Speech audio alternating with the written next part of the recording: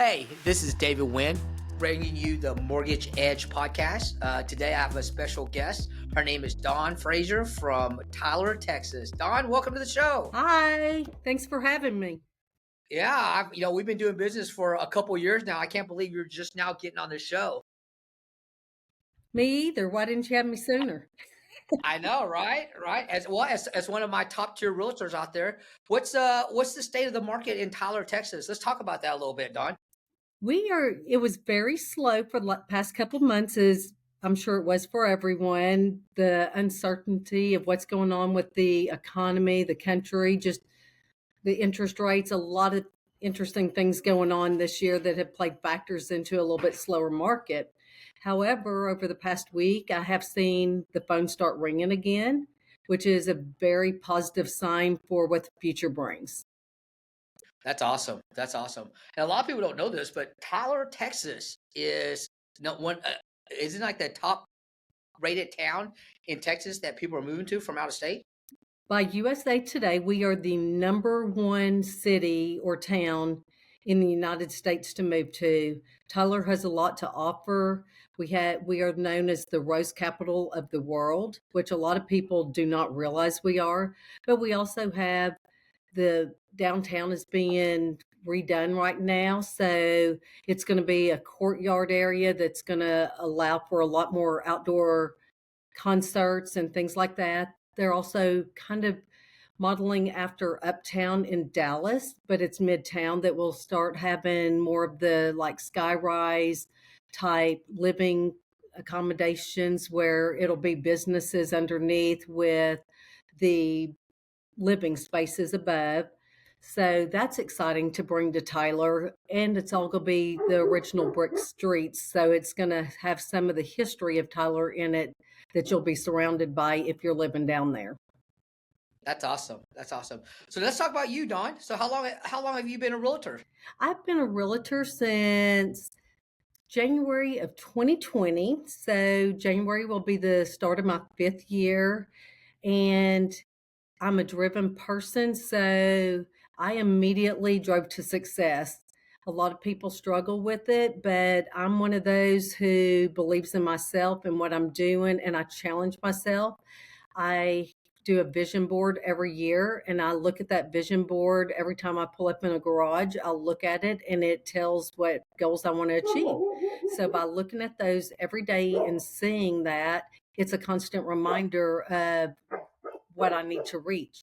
If I reach that goal, I up my vision on it and set a new goal and see if I can make that challenge by the end of the year. I love that. I love that. So what did you do before you were a realtor, Don? Well, I was a teacher for 4 years where I taught pre-K, so not like kindergarten on all that, but I did teach pre-K, and I actually taught two very well-known people. I'll leave that disclosed, but they're from our area. So if anybody knows Tyler and White House, you'll know who I'm talking about. So I taught two very well-known people from here. I did that for 7 years, and just watching how the change was with parenting made me decide maybe I want to go a different direction. I love teaching, but I decided to go a different direction. Stayed home for a few years, focused on my own children. Then I went into the auto body business for 17 years and became a manager of the largest auto body shop in East Texas. Oh Well, wow. it got bought out by a corporate company, and I was used to mom pop businesses and wasn't a fan of corporations. So I chose to get out. And during that time of being home for about 6 weeks, I've always dreamed of real estate.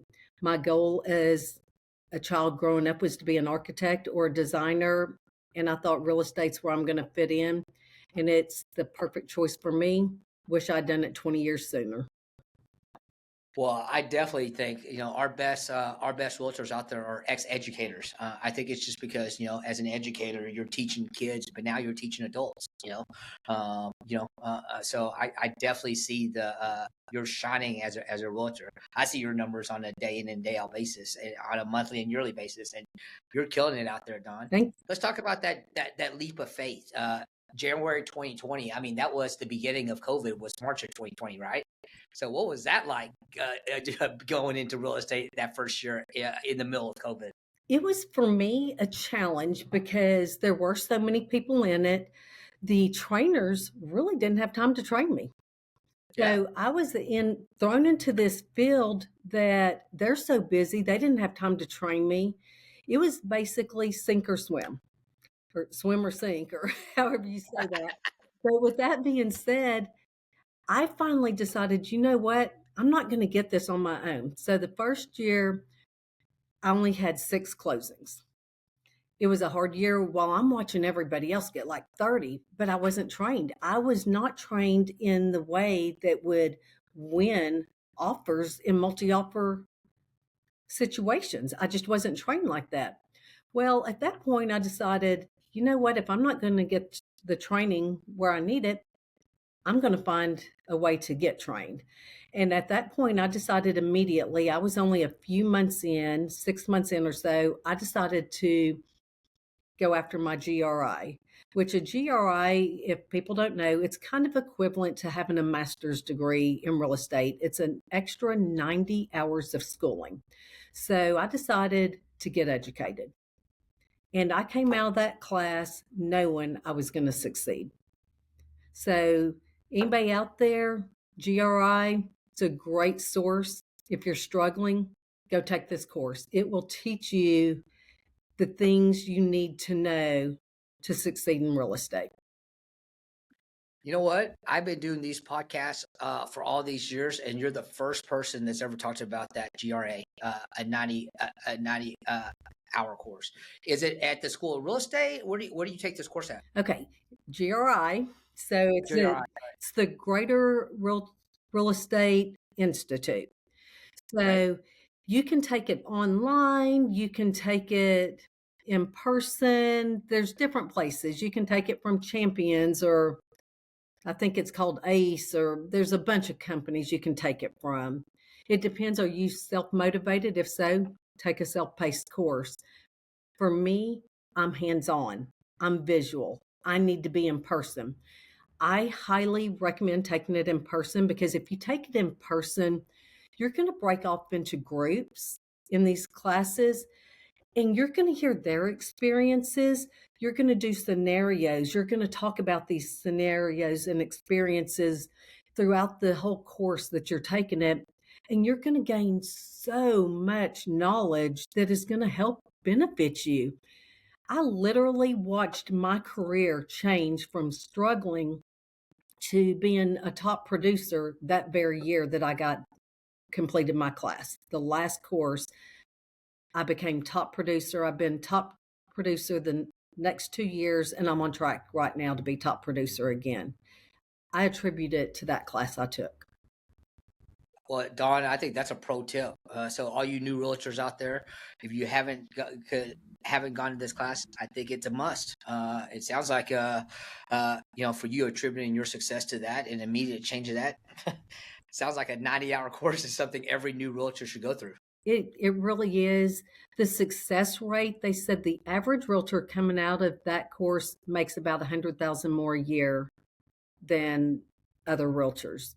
So it's something to consider. It's a What's big uh what, what's the cost of that course, Dawn? For me, I believe I took mine a couple years ago. I don't know what it is Right. now. It's around 1,000 to 1,500. So Okay. it's not expensive. It's obtainable. So it's worth taking and getting it. It's something also, if you're with a brokerage, go talk to your broker, see if they're willing to help pay to get you educated. Okay. I had Yeah. already taken the course and mine came back and did an incentive for the other agents, and she was willing to pay 500 of it to get other agents to take it within our brokerage. And she even came back last year and handed me a check because I already took it and for telling her about the course because she hadn't even taken the course. And she went and has taken it and was amazed at how much you learn. It should That's be awesome. mandatory. Yeah, absolutely, absolutely. Sorry. Well, 5 years in, what's that? And you've done a ton of transactions in the last 5 years, Todd. What's that one transaction that you can think of that said, "Hey, this is why I love being a realtor. This is what I'm gonna do for the rest of my life. Can you go back in time and kind of think of that one transaction that you did that said, "Hey, you know what? This is really fulfilling me." I don't know if there's a specific one, but I will say I get great joy out of helping first time homebuyers. And most of them are young. And that's what fulfills me is me having the teaching aspect behind me, but the ability to teach and guide and hold the hand of first time home buyers and help them buy one of the biggest purchases that they're ever going to do and turning it into a smooth, positive transaction. That's so important. I watch so many agents out there that will not take on a first time home buyers. They're like, their income's not enough. Every single person in this, I don't care if you're first time, you're experienced, you're a senior citizen, every single person deserves to be treated with the same respect. It doesn't matter if you are a $100,000 purchaser that's struggling, they deserve the same respect that they purchased that property as the person who just purchased a $5 million property. It shouldn't matter your income level. You should love that you just helped somebody achieve that goal because that to them is a big deal. And to Well, me, it's a Dawn, big deal. I think that's your superpower. That's why you do so many transactions. That's why people love doing business with you. So, of all the realtors out there, that's definitely one of them. Why should they pick you as their realtor over everybody else? Other than what you just said, is there anything else that makes you unique out there in Tyler, Texas, Don? Well, they're going to get straight up answers from me. I am not going to fluff anything. So if you are looking for an agent that's going to be honest with you, I'm not going to try to sell you a property that I don't think's a good fit for you. I'm not going to say, yeah, just to get a sale done. You have to love that. I want you to be able to come back to me and know that I didn't sell you something and have you settle on something that you weren't 100% happy with. My goal is to make sure that you are 100% happy with your purchase. It's not about in 1 week getting a sell. If it takes us 2 years to buy that house to ensure, or that piece of land to make sure it's the right one, I'm going to take that much time with you. By the end, I hope you feel like I'm family with you because we become friends. A lot of y'all become my family. We go hang out, we're going to eat, spend time together. And I want you to be able to feel that way with me. I don't want you to think I'm just after a sale because I'm not. Are sales important to me? Yes. I'm not gonna lie. They're important. That's what takes care of my family and me and helps me do things I want to do. But it's important for me to make sure you're getting what you need and not me just making another dollar. I'm not going to Well, put I you can. in the highest priced home because I'm going to make a larger commission. It's not about that for me. I would much rather put you in $100,000 home that you're happy with and can afford. I'm not going to sell you something that I feel you can't afford. I'm going to talk you through it and make sure you're financially ready. And that's really important. Think about that. A home is the largest purchase of anyone's life, especially first time home buyers. There's going to be a million questions because they've never experienced it like that. And that's where you come in. I've seen you sit down with people hours on in and hours on out and just educate them and, be their guiding light and everything else. I can see why you're so successful out there, Don. So are you originally from Tyler? Are you born in the area, Don? No, not at all. I was born in Albuquerque, New Mexico. I grew up in a military family, so we traveled around. Ultimately, we ended up in Little Rock. My mom went through a divorce, ended up in Little Rock where we were close to a lot of her family, lived there for a few years. And then in fourth grade, we moved to Texas, which now is my home. I grew up in Palestine, went to school from fourth grade through 12th grade, then moved to Tyler, went to Tyler Junior College, then up to Denton to University of North Texas, and back to Tyler. Tyler is home to me. I know East Texas extremely well. So I've lived here 45 plus years. I love everything about East Texas. where you still get that small town feeling, but you're close to all the big cities. Tyler, you're an hour and a half from Dallas. You're an hour and a half from Shreveport. You're 3 hours to Houston. You're 3.5, 4 hours to Austin. You're only 4.5, 5 hours to Galveston or to San Antonio. It just is a great location to have access to so many things. Man, we'll talk a little bit more, but Tyler sounds like the place to be. That's why we're the number one place in the nation to live. It's a great Well, place. let's talk about that family life, Dawn. Let's talk about your husband Bill and your kids and everything else. So let's talk let's talk about them. Yeah. Well, my husband is over quality control and food safety with a large grocery company. So it's kind of love hate. If you're in 30 degrees all day, that part he doesn't like. But other than that, he does love his job. He just, the 30 degree and below for 12 hours a day can be trying at times. I have 2 children. I have a 30-year-old who is married and has my 2 grandchildren. My son is just changed careers himself. He was a logistics missile analyst for Aerojet Rocketdyne, and he now lives in Virginia on the beach in Chesapeake, and he is working for corporate Dollar Tree. So Oh, super happy. My daughter, who is 32, she is a corporate trainer for the medical school in San Antonio, and she is married to a doctor who is a hospitalist at University Hospital in San Antonio. And they have their first daughter, who is 3 months old, Avery.